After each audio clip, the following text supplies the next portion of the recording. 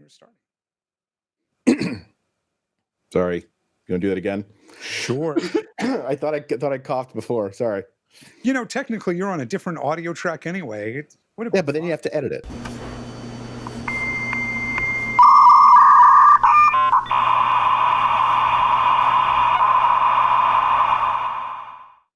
Hi there, I'm Jeff Greenberg, and welcome to episode 3 of Star Wipes, where we take apart stuff from Reddit, from the subreddit R editors. With me, hopefully as always, is my friend Michael Kammes. Hello, Jeff. Hello, everyone out there. Friend. How are you? How's this week been? This week's been interesting. As you know, we all obviously talked before the show and after the show, and just as friends, that I'm no longer at Bebop. I was at Bebop Technology for about 4 years, and we recently parted ways. And I kind of have been sitting back the last couple of weeks, and I think I'm going to sit back a little bit longer. I've got some consulting things coming up. IBC is happening this month, so a lot of the big companies are, focused on that. But I think I'm going to just chill for a bit longer and see what comes my way. Chilling is always good. I'm going to say the same thing, for better or worse. I said to my a friend of mine who I saw at NAB, she was let go from her company, and I'm going to say they're dead to me. They're dead to me. I got a lot of those calls when I posted publicly that I was no longer at Bebop. There were a couple phone calls that were like, they're dead to me. And even without context. So it's good to know people got my back out there, even though I'm on great terms with them. And they're wonderful people, but they're dead to me. So it is the first. It's technically today's September 2nd, right? Indeed. September 2nd. And with that, I think we're beginning to find a little bit of a pattern. We're going to start talking about long cuts? Long form. Long form. And then I think we're going to call it shortcuts. So the process here, long form, we talk about 2 or more deep Reddit threads. We do, I think, what we're going to call shortcuts, not short form, because they're shortcuts, as we bang through a bunch of the threads. And then we do FMK. Wait till you find out what it's about this week. And of course, we'd love your participation if you have a topic you'd like us to cover. And with that being said, I'm going to take us over to our first long form.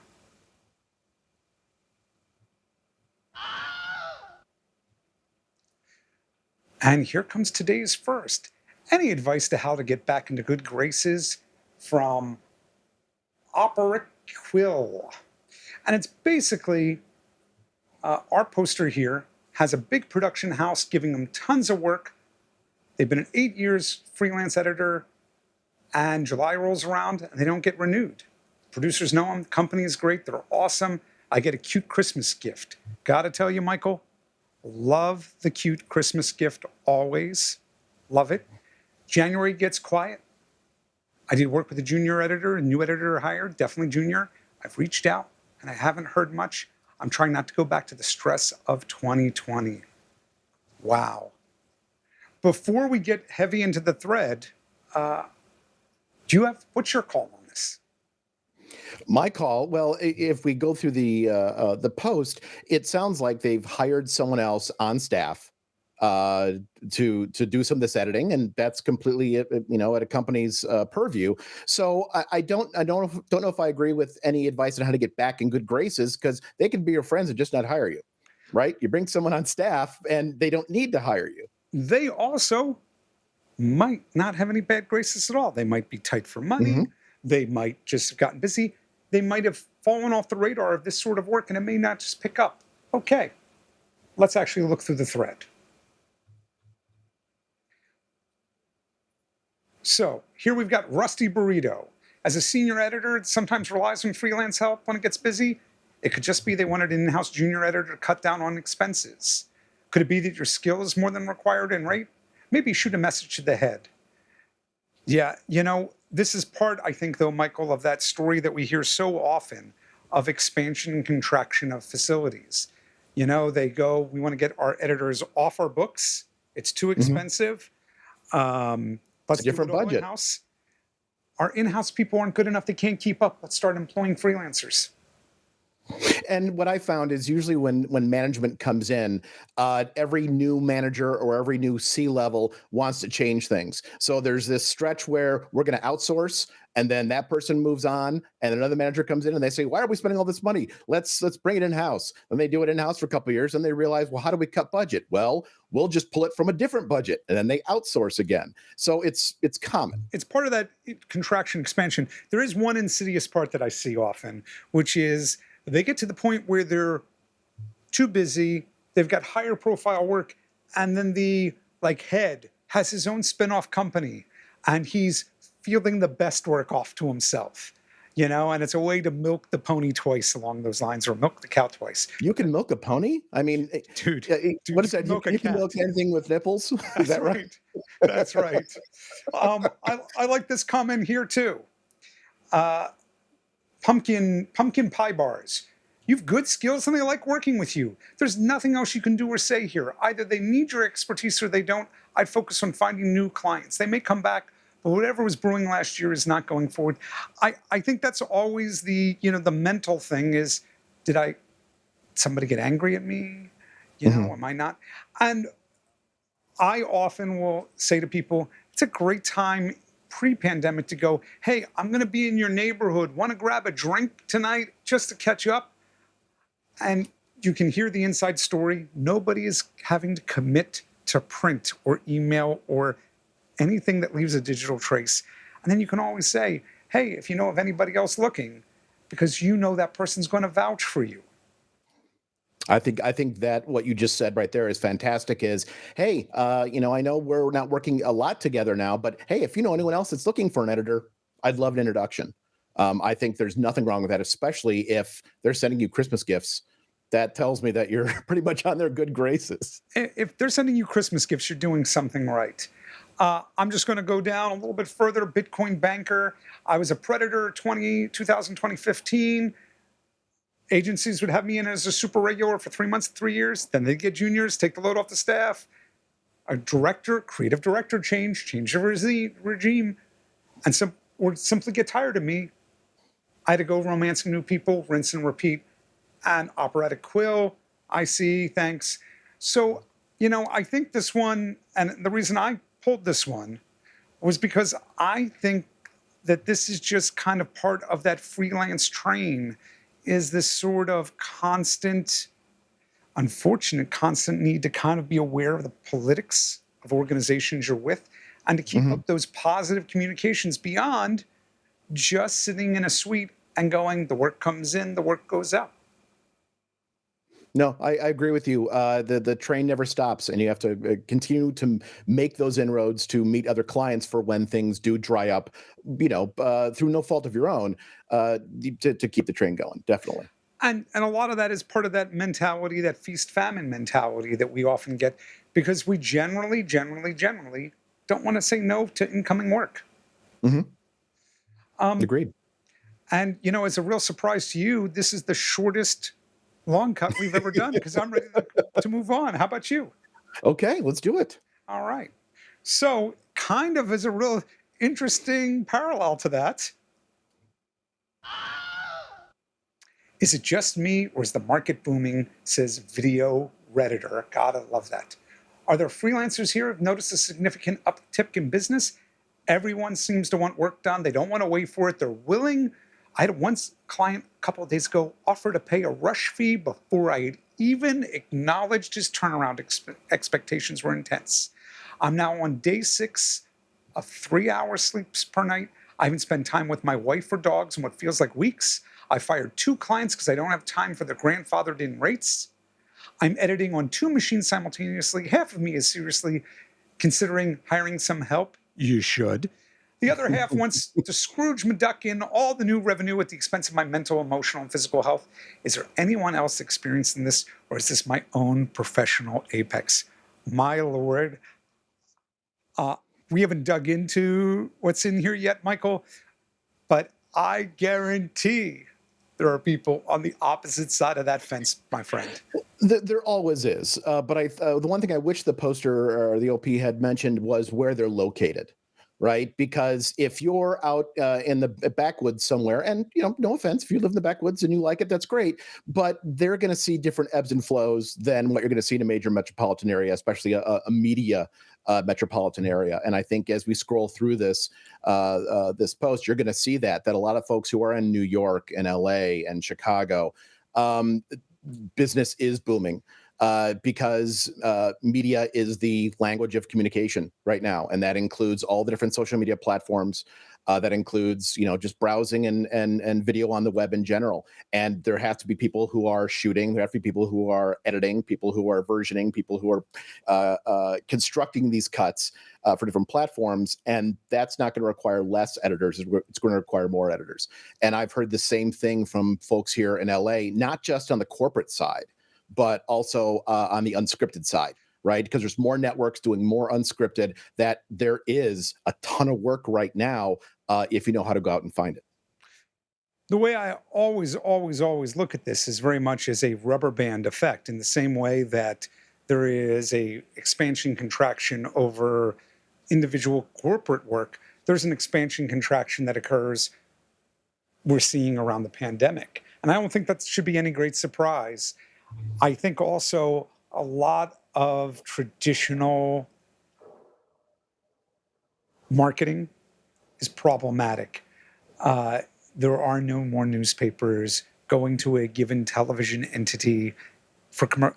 Hey, dude, my friend, when was the last time you watched a commercial? Because I ain't seen one in forever. No, in fact, I watch a ton of YouTube, and I'm actually paying right now, or I'm on that 3-month trial where there's no commercials on YouTube. And I think I'm going to be suckered into paying for that, because I can't, my attention span just does not tolerate it. What is it like? I feel like it was like $60 a month. No, YouTube Premium I think it's 20 something. So I'll have to look it up. It's more like an Avid subscription a year, not an Adobe subscription. You'll steal that, I'm sure. I'm sure I can use that. Yes. I'm sure, and it's a good time for me to mention 5 things. I can't wait for 5 things to come back. All right, let's see what our thread has here. I feel like clients and productions in general are having a snap out of it moment. Things have been loose and shoddy since COVID, and I think the urgency to get, and I'm going to do it, shit done now, is the echo effect, says Procrasta Blasta. Yeah, absolutely, man. I like the guy named Lindsay. It's insane right now, almost at a critical burnout at this point. I need to make it through October, November, and I swear, all capital letters, I'm taking a vacation. And Video Redditor, the OP, responded, same, or my wife may board my office up. Wow. Bauer Born Bond, who we heard from last week. The market's been booming for at least 2 years now. Editorial and post are the easiest things to greenlight, while every other single department has made gigantic COVID adjustments. Also, the amount of deliverables per piece, has gone way up as clients need to get more juice out of less materials. We all the time, and I'm happy to always promote 5 things to no end. This is the point where I'll mention, while the class I have on 2 years ago, Adobe Max or last year's Adobe Max, how to use the auto reformat tools for social media and the like, I will just point out flat out that Jeff Greenberg is directly hireable for education needs. It's part of what I do professionally. I don't think I'm going to Adobe Max this year, sadly. I think this deliverables thing is just part of that insanity, Michael.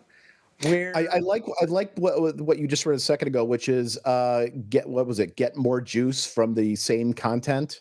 Yeah, and I think that's it completely. Is we shot a corporate video. How can we repurpose this so we're getting 5 different snippets from a 5-minute video into social media and have it be evergreen enough, or at least last for a couple of weeks before we have to do it again. And so being able to repurpose, I think, is when you start getting into tools like Descript and the other things we've talked about, which can help make the same old media a little bit more glossy and be able to reuse again. And when there's not technology to do that, that's when you need the additional editors and additional editing talent to go in and repurpose those in a interesting way. It does make me wonder, taking out things like different language versions, how many deliverables is, that max? Is it 4? Is it the 16:9, the 4:3, the vertical, the square? Or is there something really crazy out there that I'm not, thinking about? Like, yeah, we've got the long form, we've got a 60, a 30, a 15, and we want it in 5 different formats. I'm sure it's that. I'm just curious, as you watch this, as you hear this in the thread, I would be curious if people were to put in like, what's their max deliverables? Because I think Don't forget things like captions. Don't forget like things like music. Do you have rights to that music? Are you going to use music that comes on that platform? Do you have there are cut down times, right? You may be working on a platform that will only support a minute of video, but you have a minute and a half of video that you need to squeeze in there. So are you doing time compression expansion? How are you working with not just doing a center cut, but are you then doing cuts to different people in the same space, whereas maybe in the original piece you didn't have that happening. So there's a lot of different considerations for different platforms, unfortunately. Absolutely. And just to oppose ROP, Nate the Great. I'm in Philly. I'm a Philadelphian, so yay. Been freelancing for 5 years. I work remotely 90% of the time, mostly corporate. It's been my worst year ever. Is that your main market, Philly? Asks Video Redditor, our OP. And Nate goes, Philly, New York, Delaware, the returning clients. This, though, comes back to the constant thing we talk about. People are willing to trust money to people they know. Just having somebody remote say, oh, I can do the work, isn't a trusted relationship. And it's going to make it harder and harder for people who aren't, at least at some point in a particular market, to crack that market. I can't agree more. Being a fast editor, a quick editor, a good communicator, and just being on Fiverr or just being on Upwork or just putting on Twitter, hey, I'm available to work, that isn't enough. There has to be that personal connection, because that personal connection is what's going to get hired before anyone else. And so that means networking. And you may be saying, well, I can't network. There's COVID. I can't network. I'm in the backwoods. Well, then you start joining communities like Reddit. You start joining communities where you can interact with people and meet people, and that then fosters a deeper relationship, which down the road would hopefully lend itself to some kind of employment or at least a referral. I can't remember the last job I did that wasn't based off of a personal connection. It is exceedingly rare for me to just get a cold call. I Googled you and I think you know what you're doing. Let's talk. It's always been, I heard of you from so-and-so.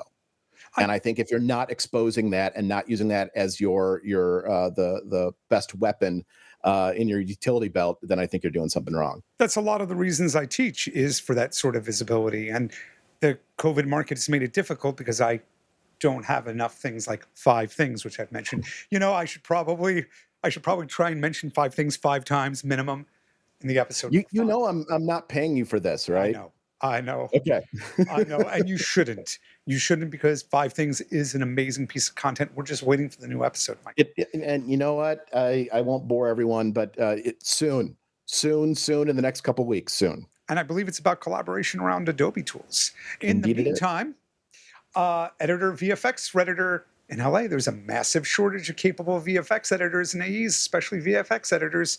And that, brings me to my love-hate of Marvel, because there is nothing I've heard good about Marvel's VFX stuff of recent. Not the quality. Yes, of course the quality matters, but I mean more of like a lot of VFX people who feel like they're not being treated terribly well. Mm-hmm. I think this is both fantastic, what I'm about to call out, and a little scary, because it's got a lot of truth to it. John Shao says, hire help. My main 2 reasons, TO. Sorry, John, I have to call that out. Hospitals You're going to be that expensive. guy? Yeah, I'm going to be that guy. I'm going to be that asshole Redditor. Hospital bills are expensive. Sooner or later, it catches you, and everything you bank goes down the drain. Everything in my life goes to hell when I take rush projects. My pets are sad. My plants die. I eat unhealthy. 2 or 3 weeks later, I'm burnt out and have to take a week off. Anyway, I'm in my 40s. Maybe you're younger and energetic, but I prefer to hire people and sleep and avoid extreme stress as I did when I was younger. Excellent point, says Video Redditor. I'm in my 30s, so the effects of overworking, underresting are starting to become more and more apparent. I'll take your lessons to heart. Hey, Michael, when did you figure out, how old were you when you figured out that maybe sleep was important? It became jealousy, oddly enough. My partner, my wife, Kate, that's her superpower. She can sleep for like 10, 12 hours. And so she'd be going to bed and I'd be sitting in front of the computer realizing that I would continue working and then I'd have to have an hour or so detox from working in order to go to bed. And I was like, I kind of want to go to bed with my wife, and I mean, go to sleep. And so I was getting jealous, and so that was really what the genesis was. It was like, I've worked to have a life and a partner, and I can't enjoy being in the same bed because I'm here working on a computer longer than I need to be. So it was more jealousy than anything else, and that would have been probably 10 years ago. I've gone through waves. I did when I was in my 20s, I don't need sleep. And I usually reserve. I usually run into somebody young who goes, "Oh yeah, I've gone 24 hours." And I go, "Oh really? Huh. Huh. Is that a long time?" Because I've gone way stupider times longer than that, to enough where I stopped trying to do that measuring contest. Uh, Yeah, we have to stop this. No sleep is a badge. It so no, I it's just I not. just It's so endemic that I want to go further than that. Not only is it no sleep, like what happened to the 3-day work week, Michael? What happened to like the idea that maybe we I should? don't believe it existed. I think it's a fallacy. I don't think it ever existed. It didn't ever exist, but it was kind of the promise of automation. Was the idea that life for everybody, not just our billionaire oligarchs, would get better. But hey, that sounds a little too much like work reform and anti-work subreddits, which you can guess where I live there. Do you have Hey, a podcast on that sub too? yeah, we can if you want. Um, Yoho Matey says, definitely booming in unscripted TV. I have 2 AE jobs now going for at least another month, maybe more.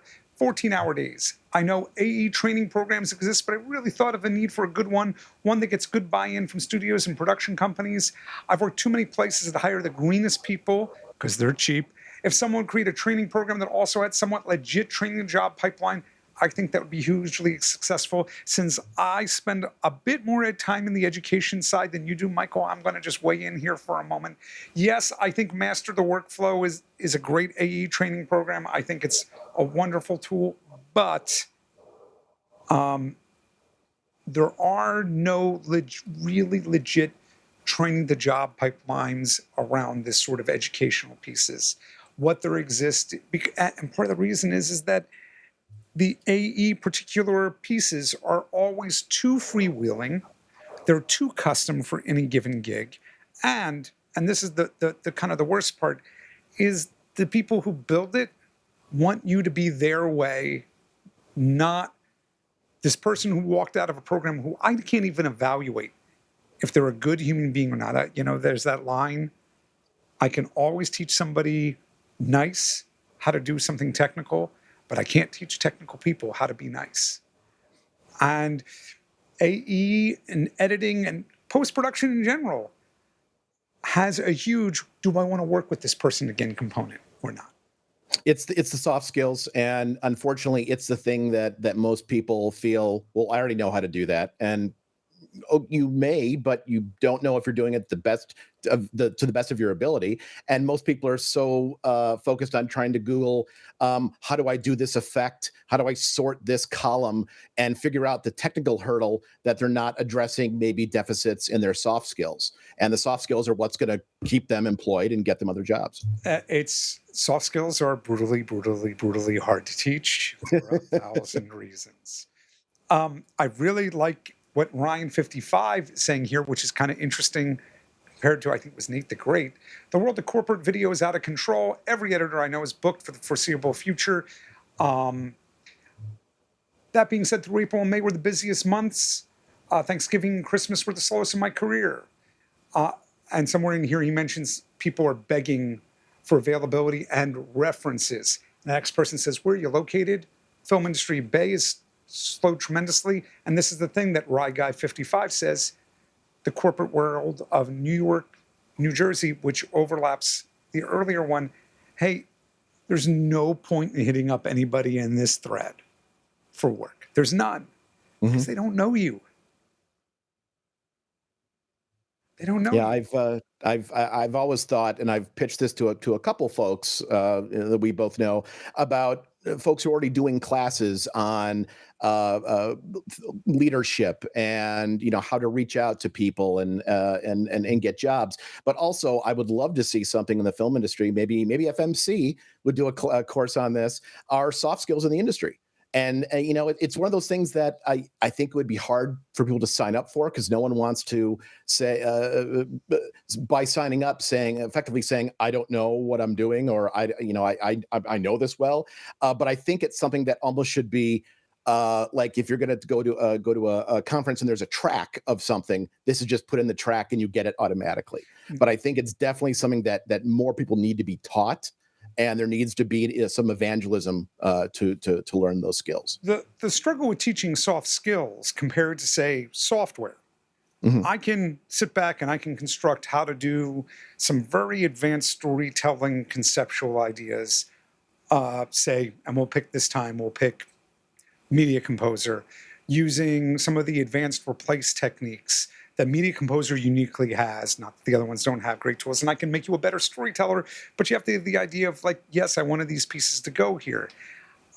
Soft skills are just notoriously hard, because much like having your edit reviewed, soft skills involve a sense of ego, and that may not be something always people are as comfortable role-playing. I'm going to pull us back to the thread for a moment here. Tickle Hater, one of my wonderful mod team along with myself, says, I'm doing quite well, but I'm not telling people that. I kind of really think that I've been uncomfortable telling people when things are decent.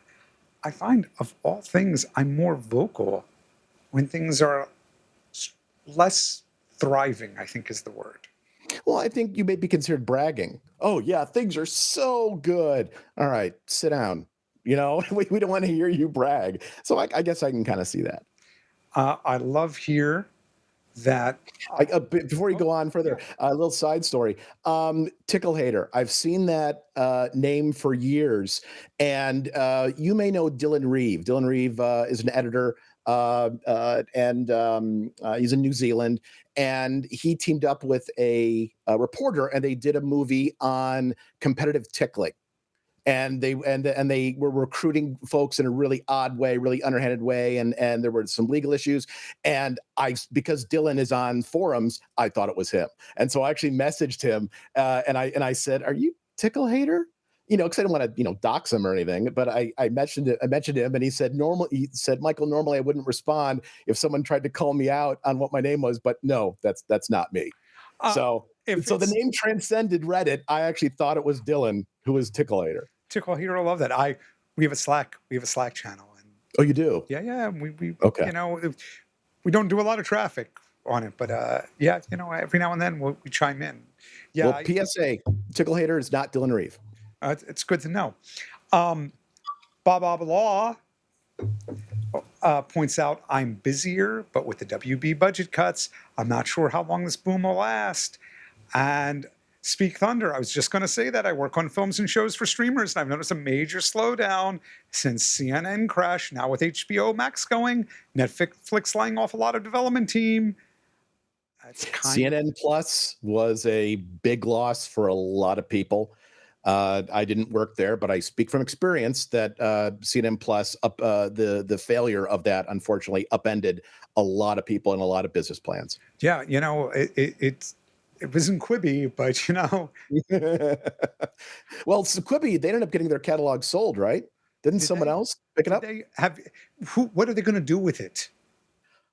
I couldn't tell you, and because I couldn't name one show on Quibi, so I don't know. I know nothing either. You know, interestingly, and I'll point this out, and people I was wondering what that was. But as a mod, you can see that. I can see that there's some things I can see, there's some things I can't. Send me some work. Let me know if you want to end up farming out the work. We don't allow this. Damn, bro, send some my way. I will point out, you know, I could completely log out of my mod powers for this stuff, but and I would never, if I had to, I would cut this segment. But my whole thing here is that at a level of transparency, if I was in a room with, I don't know, Thelma Schumacher, if I was in the room with Marianne Brandon, with Billy Goldenberg, who cut Heat, cut a bunch of, you know, the Transformer films, at no point am I going to go, if he says he's busy, am I going to go, hey, dude, hire me. Hey, Marianne, you know, you're JJ's editor. If you don't want to take the work, I'll take it. At no point would you ever do this in public. Mm-hmm. And I get being tenacious. I get the idea I want to work hard. But that's why we have the rule of this. You're literally getting up in a room full of similar people going, I do this. Everybody here edits, and we're all trying to do it better and stay professionally and personally afloat. I don't think it's ever necessary in these sort of things unless somebody is saying, I'm offering a job. And the rule we have about that is you got to make it so we can figure out a price per hour. And that means that somebody who is less than scrupulous at least has to respect a basement. They can't like suddenly go, oh, I'm going to bait and switch you and tell you lower. Because you can go, no, dude, you said this. That's why that rule exists. Mm-hmm. So it's just a battle here. I'm really thrilled that Video Redditor is, you know, finding some decent work. And I'll say the same thing I would say always. I hope all of you are able to stay as profitable as possible, including you, Michael.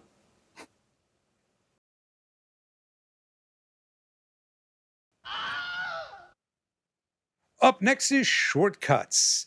Not short form, Shortcuts. Where we answer threads quickly and succinctly, and we move on. We treat them and street them. You think we're going to actually be able to do that?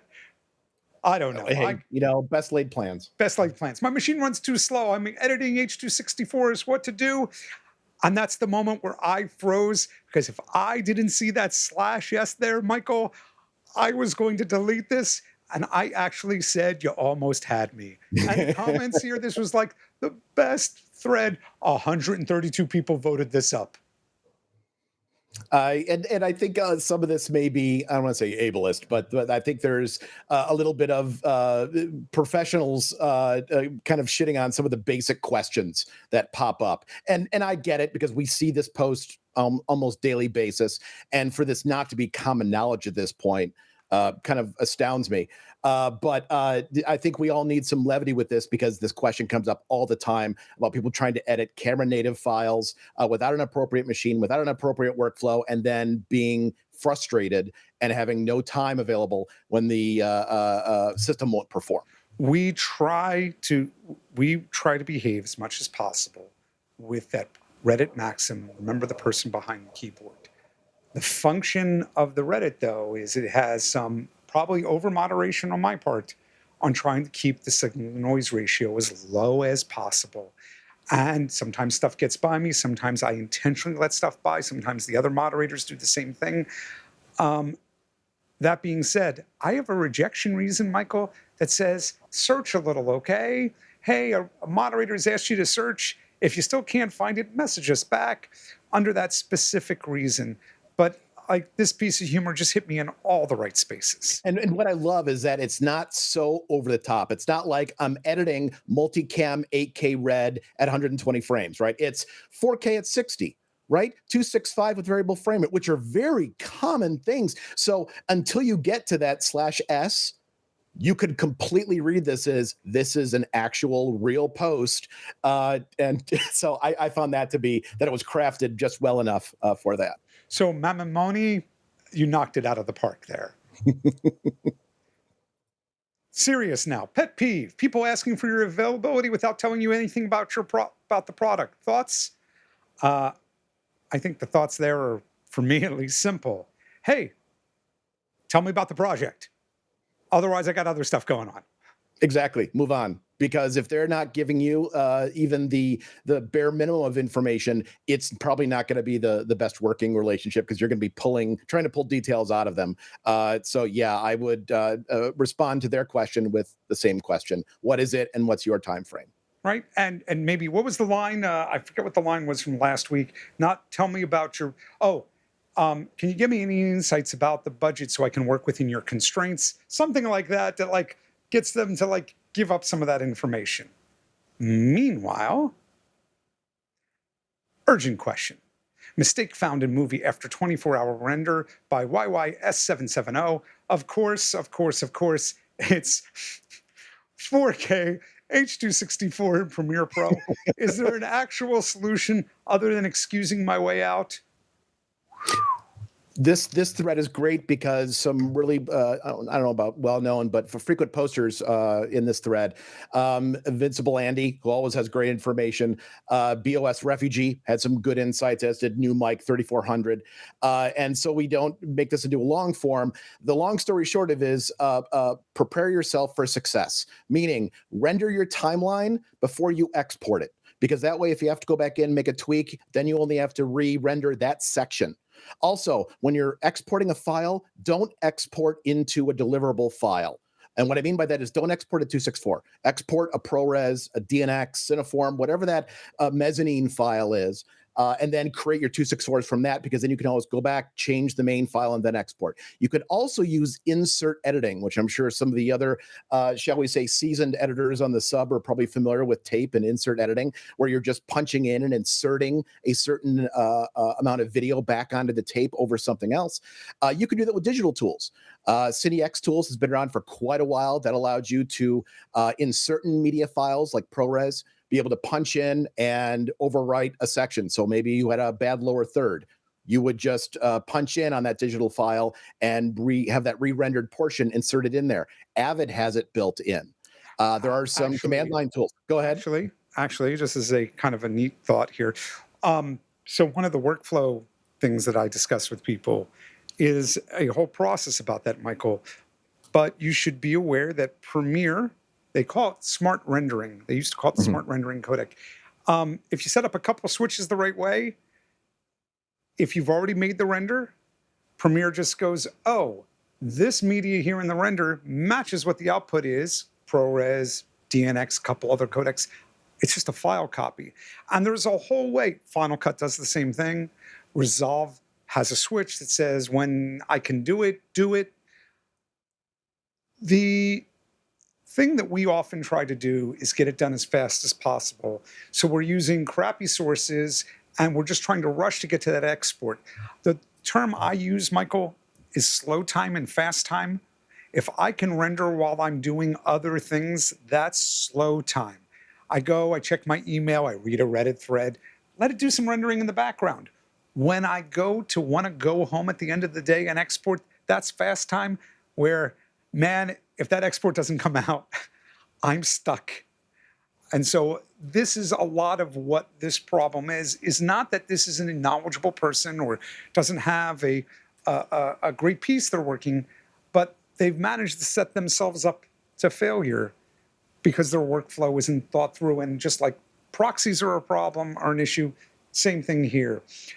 I don't recall what the actual solution was. I feel like somebody in there suggested doing a FFmpeg-ish, maybe using a shutter encoder, glue to put these together. The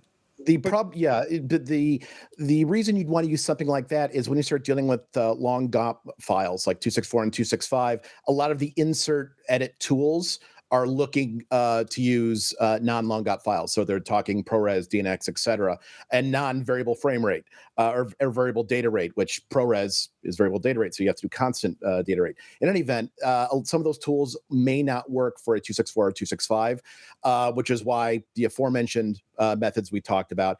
And maybe I'm just old school in this way. What I also do is, you and I, I'm sure, have both had crashes during rendering and you lose your renders. So I'm a big fan of going into timeline and say, look, if it's a 20-minute clip, I'm cutting it into quarters and I'm rendering the first 25%. I just put cuts in the timeline. That way it will finish that, hopefully. And if it crashes, okay, I've only lost X amount. I was almost going to dump us out of this because I heard you say the word GOP, and man, at least you didn't say that turned you pictures. on. Yeah, I did. That turned you on, man. But I'll say that something that is this method of cutting it up, actually, when you think about it, is so crazy, crazy old school. And what I mean by crazy old school, films were cut in reels. They were all a balanced reel. It was only like about 16 minutes. And because it was only about 16 minutes, there was never really something hit the fan. You weren't anything more than like this small group out, 3 scenes, 4 scenes. So it's always stunning to me how things from the past come to revisit the future, whether it's using computing power that's not in my house, whatever remote method, I remember, to this idea that your safety method, Michael, is to essentially build reels the way film was cut. I hadn't thought of that, but you're right. That's completely it. Yeah, I that stuff always blows my mind. Hey, what's a clean edit? A client asks for a clean edit. What does it mean? Says Iron the Profesh. You're expected to deliver a clean and final cut of every project. The clean cut is for third parties to reformat on other platforms. What I love is if we ignore the answer. First of all, to ignore the answer, because a lot of the posts on Reddit are, a client said XYZ, what does it mean? And I think Satan is my sponsor, which is first up on my view here, says, whenever a client asks something I'm not sure of and don't know what they mean, I say, for clarity, I've worked with a lot of people who've had different meanings of clean edit. Can you explain what you mean or have an example?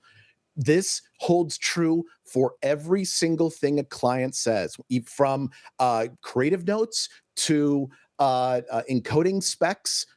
I don't understand what this means. Can you elaborate? Because in different markets, in different countries, folks will explain things differently. And what the person you're talking to, they may not be as educated as you are. They may just be regurgitating something they saw on a website. So there's nothing wrong with saying, I want to ensure that I'm giving you exactly what you want. Can you clarify what you mean by this? And I think that should be the best response, more than all the other good responses, explaining what a clean edit is, when it, again, could vary from state to, or country to country. I love that response. It's better than anything I could ever say. I'm putting a pin in that one. And I will mention, by the way, Nate the Great, 91, the Philadelphian, said the same thing with different words. I always ask my clients what they mean all the time. No shame in it. I'm going to go with that. All right. By West Grizzlies. If you want to do free work to grow your portfolio, reach out to those otherwise not looking. Don't accept free work. Michael, do we have a diatribe about free work?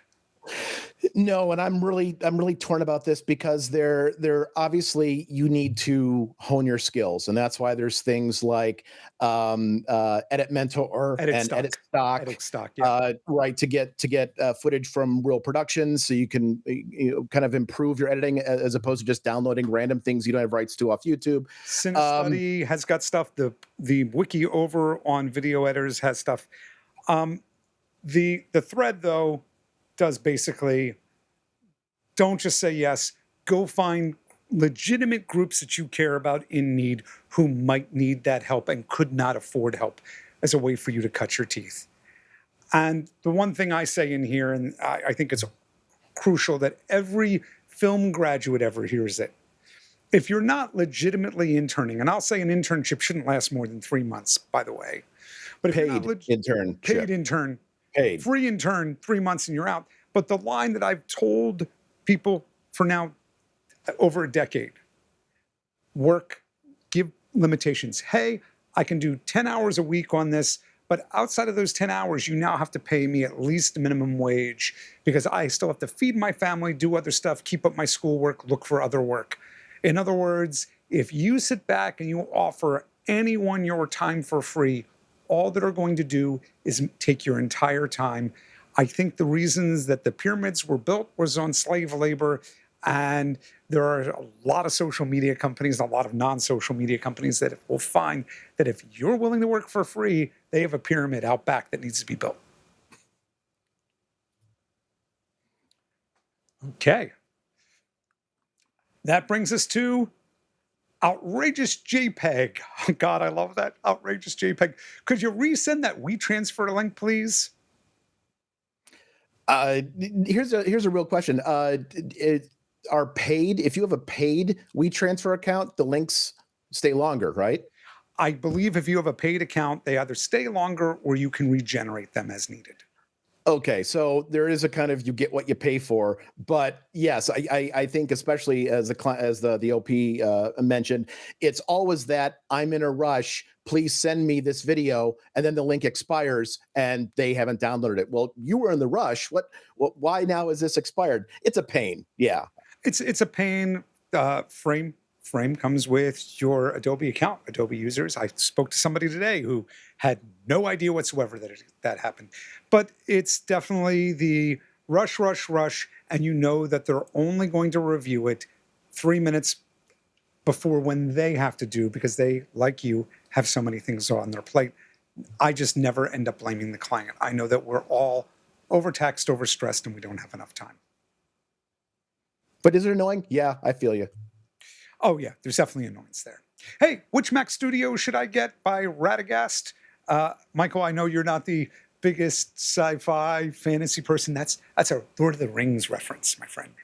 A Lord of the what? Lord of the what? That's right. Lord of the Dance, Michael Flatley. Lord of the Rings, my friend. Wow, man, you're really going to the Wayback Machine there. Yeah, you know. Michael, which Mac should you get? I've got my version of it, but I'm going to ask you a series of questions that will get to my exact answer. Let's start with this. Okay. Should you buy a laptop or a desktop Mac? Desktop. And is there a reason why you should get a desktop? It'll have a longer life because it has more horsepower. And you're not paying extra money for portability that you'll barely use professionally. Let's do number 2.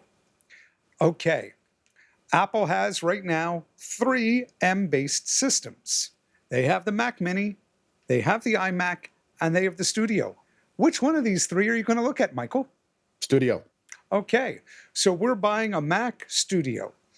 How much RAM would you, regardless of editorial tool, how much RAM would you say is like, that's the sweet spot, that's really where I got to talk? At least 32 gigs. If you're doing motion, go higher. I'm going a little bit bigger than you here. I'm going to go 64 gigs because it's sharing the RAM with the GPU. So I'm pretty much going 64 is where I want you to be. So if you can afford it, definitely. I would rather have somebody, because you can't upgrade. Evidently, it's the cursing episode. You can't upgrade shit in your Macintosh. So with that being the case, and you're spending $2,500, wait another month and spend the extra $200 and get the 64 gig. Okay. Agreed. So we're at a 64 gig Studio Macintosh. Whatever else you can afford in storage, I'd like to see you at least a terabyte. Maybe it's a half terabyte. I probably wouldn't get the 8 terabyte version because that's just wasting money. And now it's just, if you have the extra funds, do you get the Ultra instead of the Max? And that's the single decision point for me. That's the single decision point.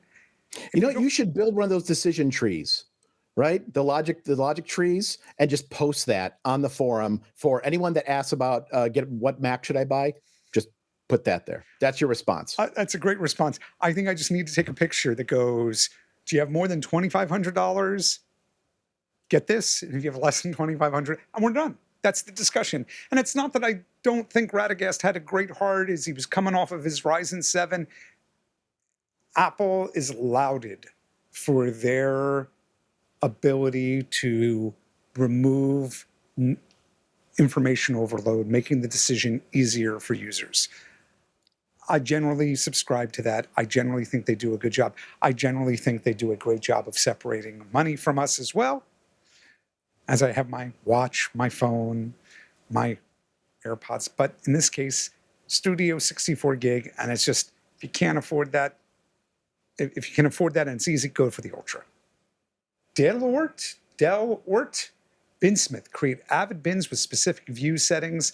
I made a command line Python script. Maybe someone here will find it useful. You can use it to batch create Avid bins. Optionally, if you have an existing bin. Okay, so I have a love-hate with this one.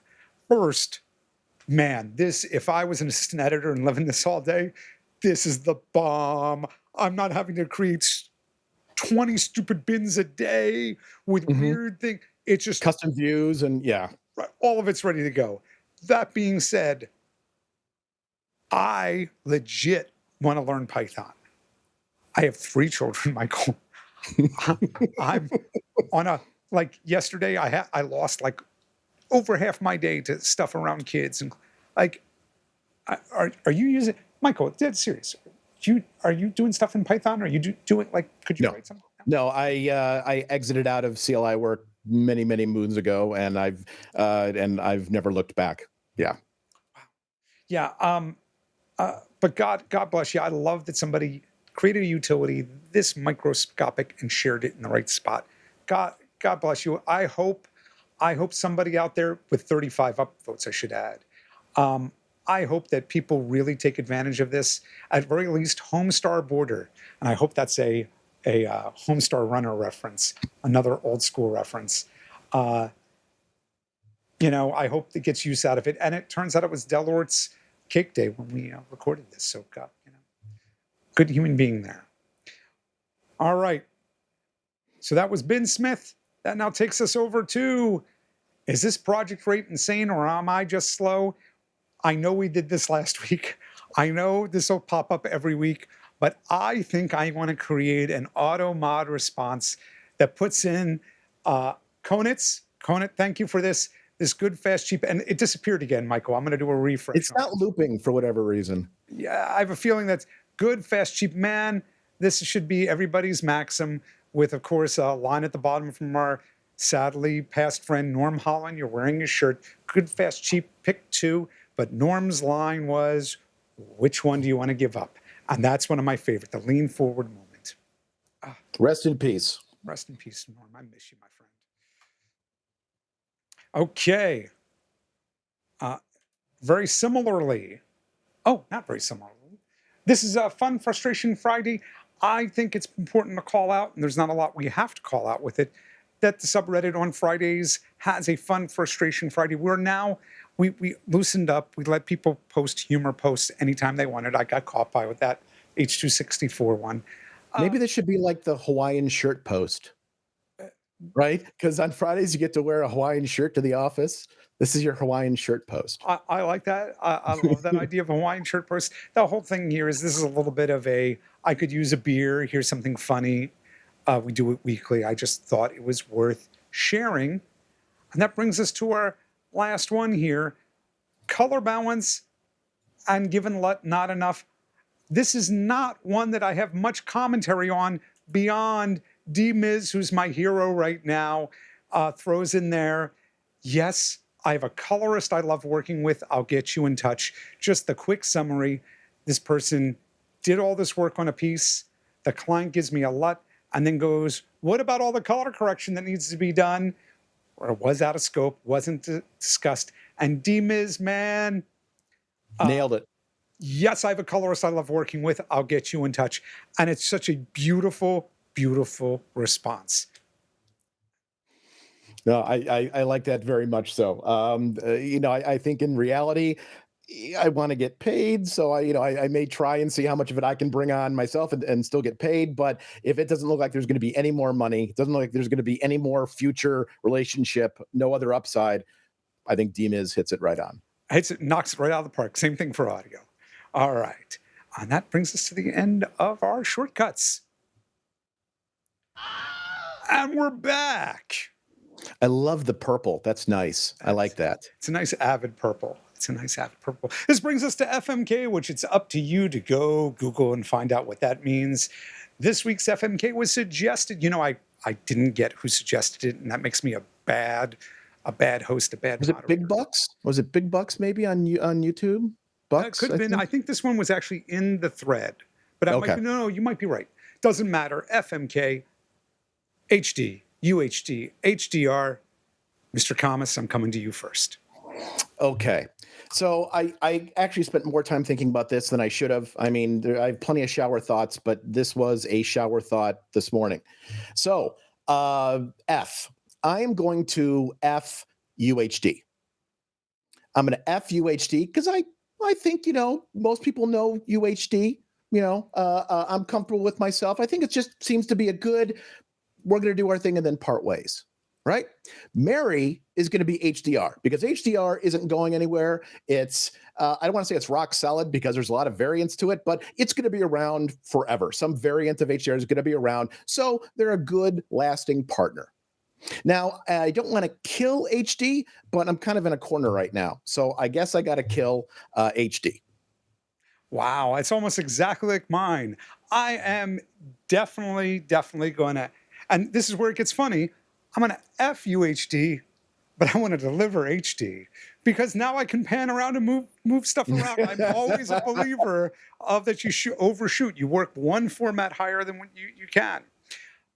I'm going to marry HDR. It's the future, whatever future, it's the path. Whether it's color, whether it's deliverables, when Apple is selling you a damn phone that shoots HDR, it's going to be the next 15, 20 years of our lives. I've seen all the Dolby stuff, and I've sat with the cool Tron thing. That they've got this projector thing. It's really cool. This can be 10,000 nits blowing out your eyes. So yeah, I gotta kill HD. And yet, I think it's the silliest, stupidest thing when people are trying to look at 4K UHD on a mobile device, even an iPad. I mean, you can't see it. It's kind of silly. But that's what I think would be a nice FMK, Yeah. maybe a codec FMK like DNX, ProRes, Cineform. I think maybe an interesting FMK. Well, I think that's the whole concept here is the more of a dilemma between the three choices, the more polarizing, the better along those lines. So codecs are polarizing now? Codecs are polarizing. Absolutely. Well, you see, that's the thing are they? It'd be like doing Mac, Windows, Linux. There is usually one that you can nudge over into that corner no matter what, whichever of the three corners, right? The one that I don't think we're ever really going to do for all the reasons in the world, I don't think we're going to end up ever really doing the NLEs or a particular effect. Well, maybe. We'll see. Let's see what never say never. Like Michael Jordan, right? Never say never. Never say never. If I could pull it off like Michael Jordan, I would never say never.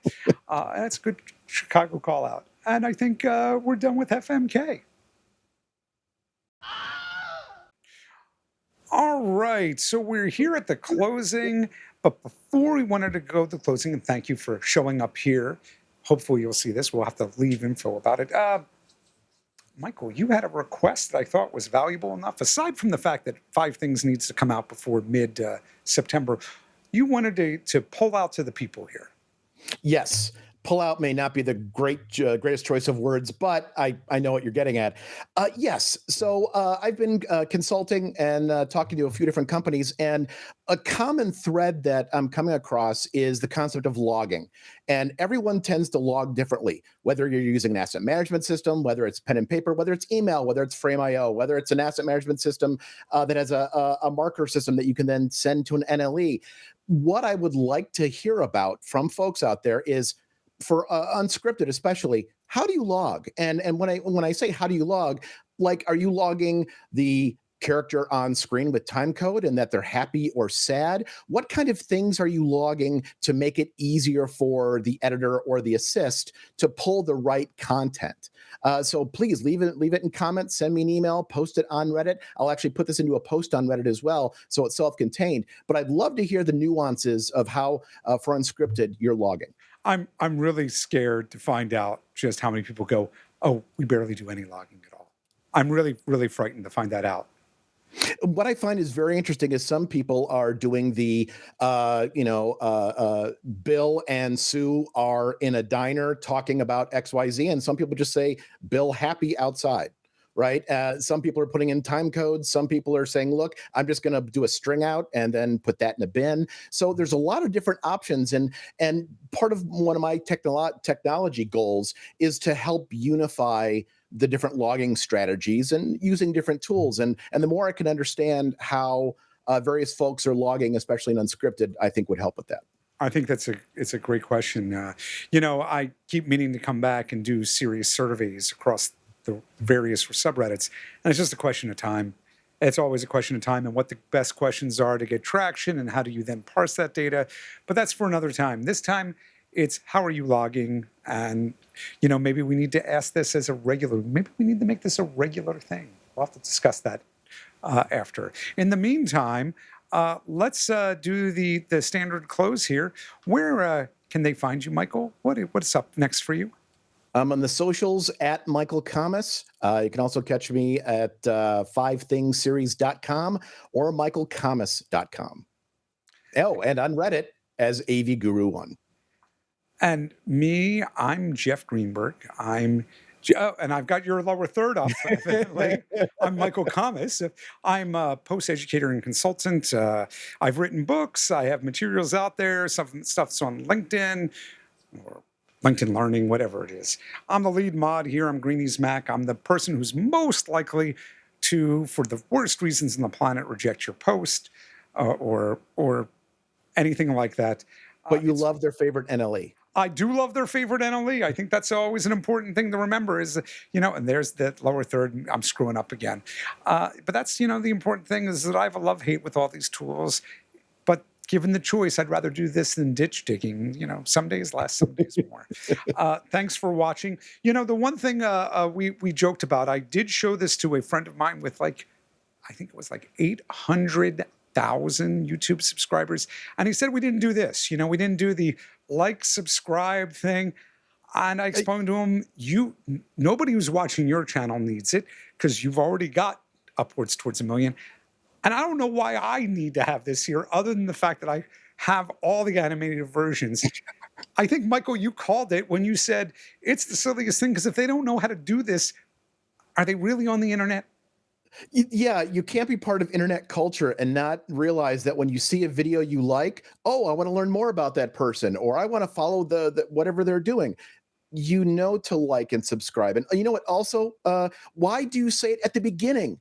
Like and subscribe. I haven't seen your shit. I don't know if it's any good or not. Why should I subscribe at the beginning? Tell me at the end if you're going to say it at all. I just can't believe we have to say that. And they're never going to see the end anyway, because at this point they've already hit the next video. That's why I have the stupid chapter markers. For the record, I don't think it was the whole reason it sold, Michael, but one of the things that was a pleasant surprise for you in that first pilot was I put markers in there so anybody could do what I or you would do, which is I just want to see the next piece of information because this one's boring. I've been called worse. I've been called worse as well. So on that, we both thank you for watching. Please tune in next time. Leave us comments, of course, in the Reddit thread. Leave us comments on YouTube. Subscribe, all those things. You schmuck. Yeah. Have a wonderful rest of your day. Thanks for watching.